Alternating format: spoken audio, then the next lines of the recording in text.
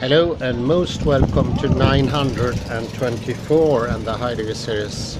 And hello John over there in the US, and Jan and Henrik and Kalle and whoever might listening today. I will today, this lovely afternoon, speak about fractality and how it affects our knowledge, and why the wholeness always must come into action when we try to understand singular, distinct or small things.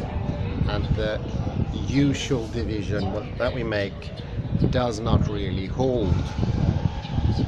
A preemptive division that we says this area is the pertinent one, this is the one I want to understand, will automatically beforehand, before the happening of anything, make a preemptive division and obscure knowledge, so knowing will not be reached. It is this distancing that is created preemptively, where we sort of tell the totality of everything, what is at hand, what will be present. And by doing this a priori preempted cutting of the board, so to speak, we will block out knowledge, because this is not how knowledge presents itself. It doesn't come in piecemeal divisions made by ourselves. Usually this is called subjecticizing information or subjecticizing reality. Make it into a relationship where you own knowledge. Pieces, sort of tokens for knowledge, can also be effectively compared to the monetary system talked about Paul Feyerabend, where today knowledge is universalized and seems to be out there somewhere. Of course, once more, the observer comes into the picture. Where is the observer situated here? It is a parallel here between time and space, but there are also some differences. In the case of knowing, the origo is situated somewhere outside the knowing system. That is supposed to give you the power to see the whole system, the whole knowing system, and sort of grasp it and understand it, use it as a tool or something similar. Often to refer to as being technological knowledge, the ownership of knowledge. One good example is that we look at the news and we directly think that we have a grasp of how things works in the world. We can only have that if we enter what is happening. To know about the external world, we need to be at that place. We need to have the knowing that gives possibility to interact fractally with that knowing. Good example is many people outside India have a very clear conception about the what and the how of the caste system. And I'm constantly amazed by that. I see it firsthand, but how anybody could have any conception of what it is and what it does without being involved in it is beyond my thinking. It didn't make any sense to me, and I didn't try to understand it. But the idea you could understand it from a distance is absolutely wrong. You can have no knowledge about it if you don't enter into it.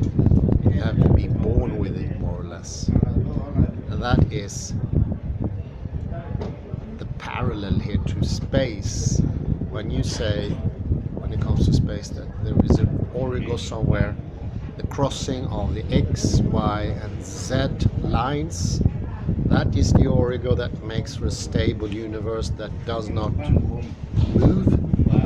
The inert axis of the universe, as Newton would say, and also the eternal, everly present clock of the universe that clocks the whole universe, and so to make it a universal time that intervenes everywhere and enters in everything and make it possible for us to have a universal time all over the universe at the very same time, whatever that would mean in this case. It is not so much that it doesn't work, it is that it is obliterating knowledge. It's obliterating time. We will not sweep into time if we have this preemptive and closing of time. Time will not open up to us in any way if we don't interact fractally. So the endogenous time has to fractally work with the exogenous time. And having an origo looking for the time, the ego is being in the moment, and you exclude the absentees of past or present, you will not enter time at all. And this is the reason why we have this incredible surge today, unequalized drift towards presency. We know what we lost somewhere, but we go look for it in the wrong place by even more taking away the present and the past.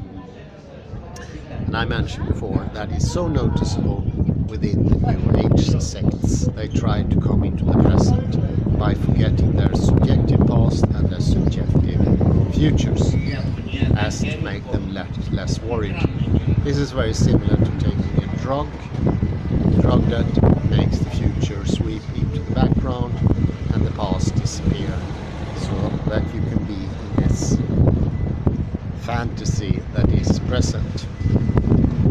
Also with the New Age, they seem to think for some mad reason they will understand Eastern philosophy and religion without being born into it. They can sort of from a distance, because their take on knowledge is that we are blank subjects and therefore we only need to read how the subject is sort of adjusted, what it contains. The fractality of the subject is not even a question. It's just a blank consciousness point, and then somehow it becomes obvious. You can just read the text and you will understand it in the same way as a Bengali person or someone from Assam. It is also really, really weird. Cannot work like that. You have no possibility of any access whatsoever.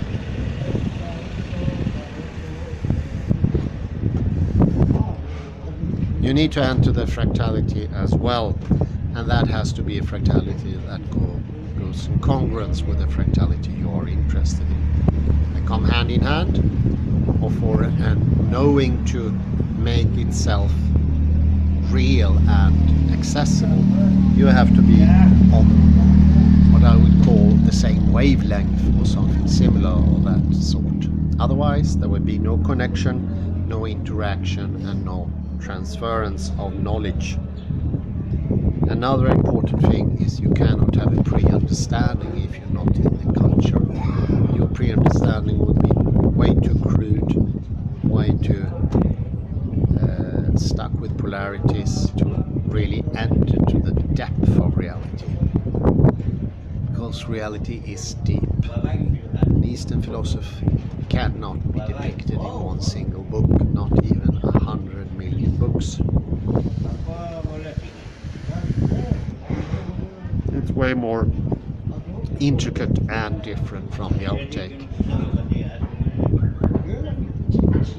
Once we enter knowledge, we also will understand that the outside take of technological knowledge that sort of says that there is a universal token for knowledge.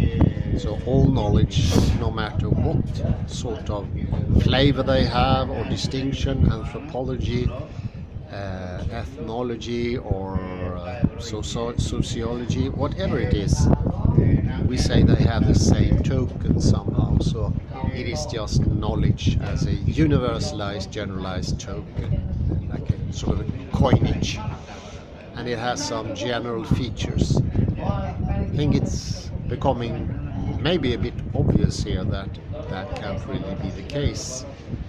Now we have putting a distance, and we have also preemptively shut out the possibility for knowledge, because we told knowledge what it is beforehand.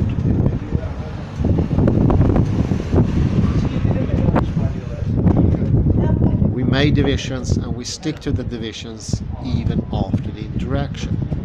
This is not to be confounded with the hermeneutical circle of Heidegger, where it becomes obvious the pre-understanding is moldable just because it is very specific, very exact, and that can in itself make for a complete exactness in knowledge.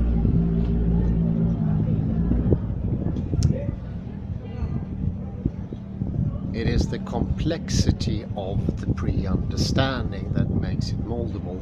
Something that is not complex, which is more into the direction of being polar, doesn't hold enough fractality to be moldable, flexible, adjustable. And this is a combination of both soft and hard understanding at the same time. When necessary, it is soft, opening, listening, taking in, but when it decides itself, it becomes harder, harsher.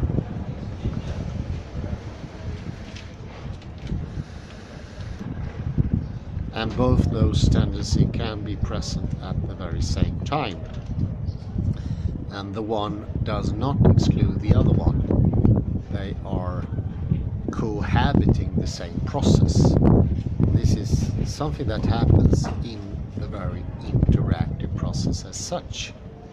It is the more complexity could be called flexibility as such.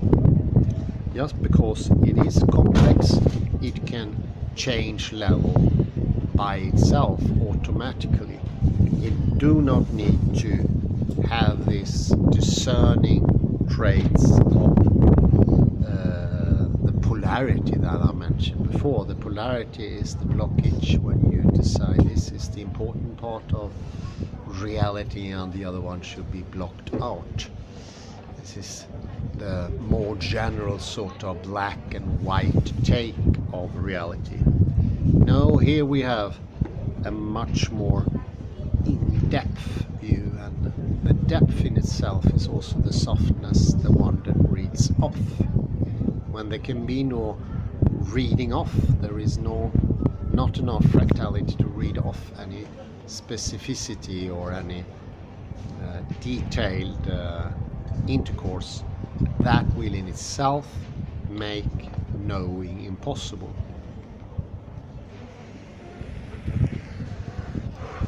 So one could say there could be two factors present here. One is that the sheer fractality, the depth of the pre-understanding, the preemptive hermeneutical circle, the part in the circle that is the subject, is very decided. It is not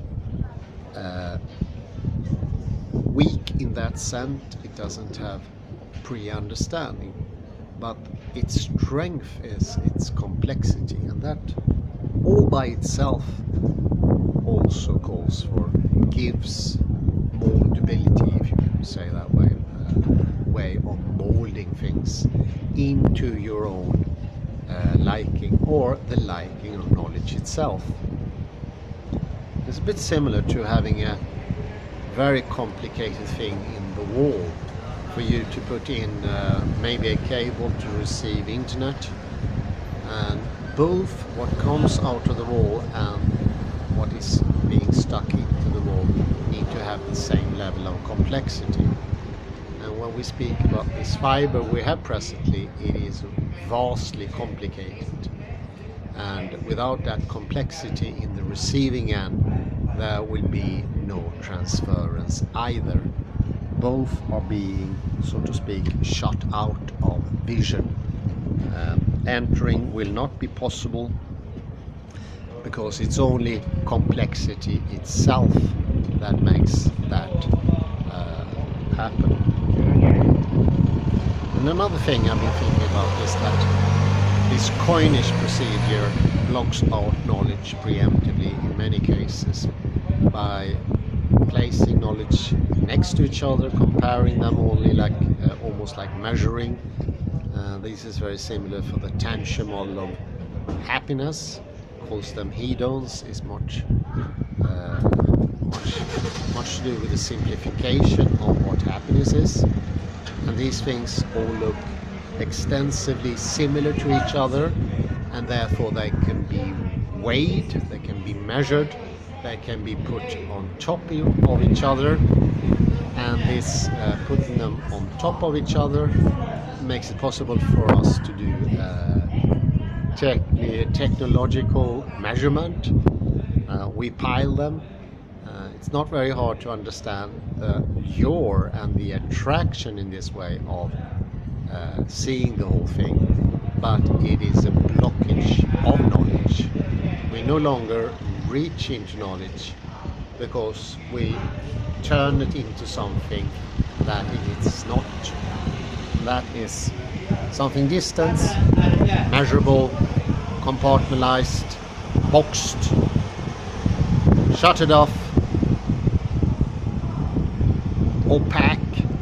You cannot get into it because of this opacity, and coins are opaque in themselves. They are supposed to correspond to a multitude of things: fragrances, perfumes, wealth, houses, paintings, food, different food items, cutlery, porcelain, you name it, things for railroad village, administration, salaries. There is no stopping it, but it's all sort of reduced to coinage, and that is okay as long as it stays coinage. But when these models travel into other areas where it's not, doesn't have a purpose in that way, money still has a purpose, but making a coinage of knowledge is a random take. We have a persistent model of how things works. We take that model to our heart and we enforce it on other things. This is very similar to this mold example. You have a mold, maybe to make cakes or whatever they are, and you just stamp them over whatever is there. Some things you are going to cut out, and you're also going to leave some space within, because this molding is made in advance and has no interactivity to it. It is we who capture the knowing thing. We decide preemptively in advance what it is, and therefore we block the interactivity. The little can be had, or even if there is a lot to be had, that can also be blocked out. And this is not some defect in human understanding. This is how the world works, and this is in some ways obvious from all sorts of take of reality. It doesn't matter where you start, you still have this tendency of obliterating knowledge just because everything is preemptively made, thereby having no way of being flexible. It's inflexible in itself per se.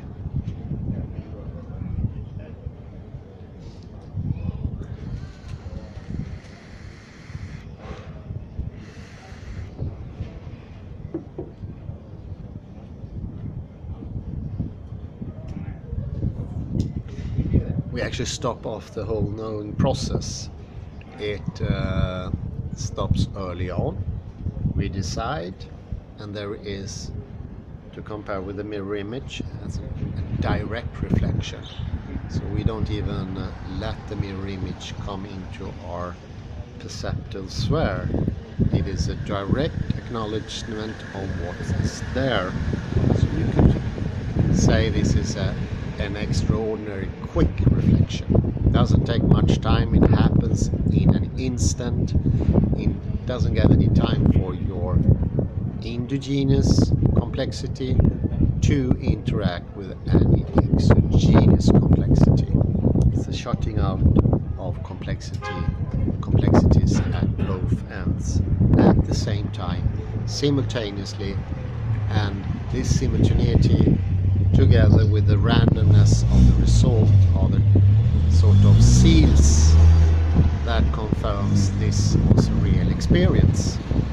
So it is self-producing, and as long as, if in that case knowledge slips in anyway, complexity comes up, will not be noticed, it will even be seen as a sort of an anomaly, something that should not be there. Oddly enough, something that happened in physics many times, especially in the case of quantum mechanics. There were, at least by the early period of the 20th century, 20 things that did not fit the classical system. They were constantly ignored, and therefore they did not have any possibility of sort of enforcing any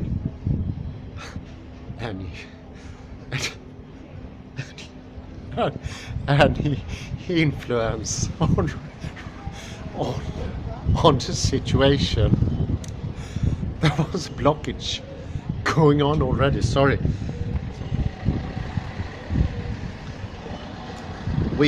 You could actually say that we disclose knowledge beforehand, and the whole present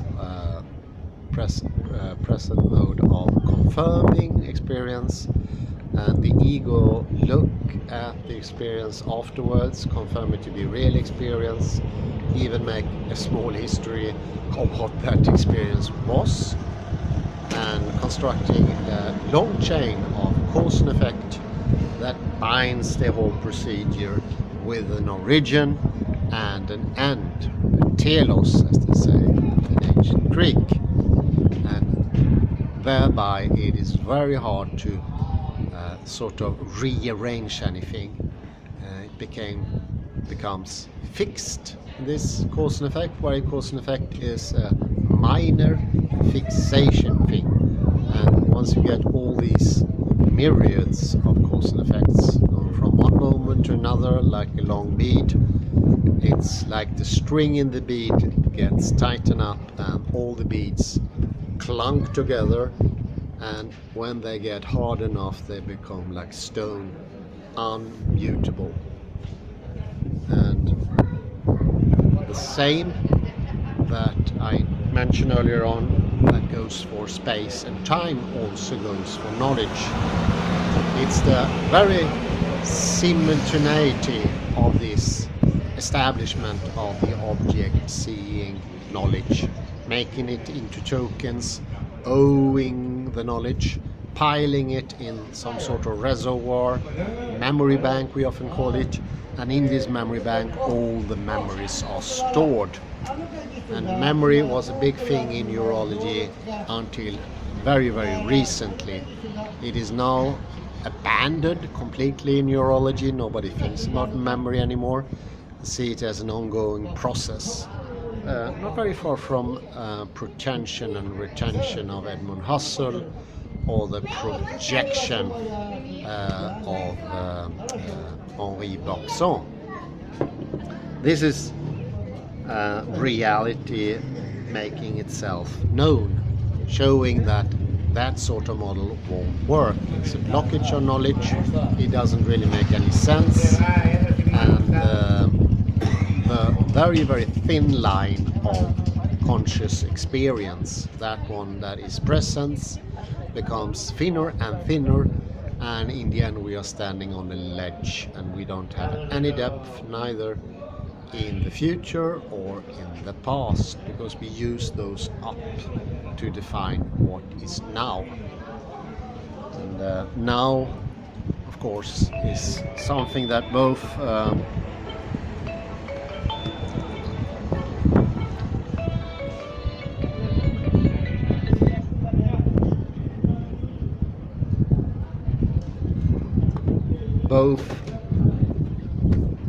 sorry about that, both the ego and the object simultaneously see as the real reality. Gives it the sign of reality, and it gets transferred to some other place where it is speeded up, established, made to lock, and in the end becomes unmoldable, unchangeable, locked in a very precise and non-flexible way, as to never be molded again. It becomes our past. And since we can always confirm our past times, they become real. And the cause and effect is a diminishing influence on that. And the ego also uses up the energy of the moment. The presencing gives an energy. The reality, all its color, all its complexity, this fractality is energy itself. There's actually some news coming from fractal geometry and topology that this is energy. By blocking out it and letting the ego take all of awareness and use it up, disappears, because the ego has to be there to reflect upon anything. A sort of busyness establish itself, suck up all the energy, and obliterates awareness. And this is what we call now. This is the nowness. And we want to make this nowness even lesser, with less awareness. So the striving of the metaphysics of presence is to get rid of knowing, get rid of awareness. Not letting the knowing faculty enter those areas that are obscured, and instead looking for even more obscureness. This is the now. This is also the ousia of the Greek, the word that became ontology, the existence word, the estain. And in this one we go look for absolute existence. In New Age it was often called impermanence, but it's a centrism, a fixation that is exactly the same as the Greek did when they were looking for existence. It's a centering thing, and we get stuck in that, and our way of getting closer to this existence and presencing is getting rid of even more energy, even more awareness. When it comes to knowing, it is to compartmentalize knowing even more, make it even less a part of our reality and even more coined. So this is when we compare and see if we can't fit the other one into a higher category, a lower category, or lateral. Maybe something similar to the Linnean system of botanic, where he put all the plants into specific orders. We do the same with knowledge. So the more you go into this path, this road, the more you will evict knowing processes, the less you will access it. And the less access you have, the more energy you will put into trying to get rid of even more. It is like taking out a fire by putting gasoline on it, or woods, or when you are at sea trying to drink salt water to diminish your thirst. It will make it exceedingly worse. I would say that is the path of modern academia. It's the obliteration of the knowing faculty, getting rid of knowledge. Knowledge is the apparent the big scary thing that tells its own truth and shows its own limits, and therefore the ego can no longer put its own limits on the world. So we lose that authority, and we think it's a gift to have that when it's actually is a curse. I think that sums the whole thing up pretty well. I say thank you very much and have a very pleasant afternoon. Bye bye for now.